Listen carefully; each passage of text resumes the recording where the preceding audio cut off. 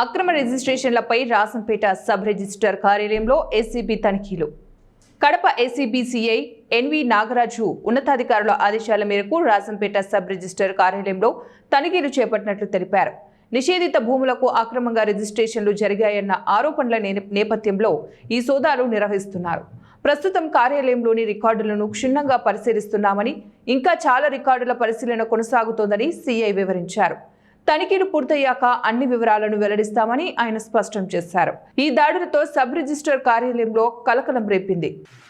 ఈరోజు ఏసీబీ కడప ఇన్స్పెక్టర్లు పై అధికారుల ఆదేశాల మేరకు మేము మా సిబ్బంది రాజంపేట ఎస్ఆర్ఓ ఆఫీస్ని సర్ప్రైజ్ చెక్ చేయడం జరిగింది. ఇక్కడ ఈ సబ్ రిజిస్టర్ ఆఫీస్లో ఉన్నటువంటి ఏమైనా అవకతవకలు ఉన్నాయని చెప్పేసి మార్నింగ్ నుండి చెక్ చేస్తున్నాము.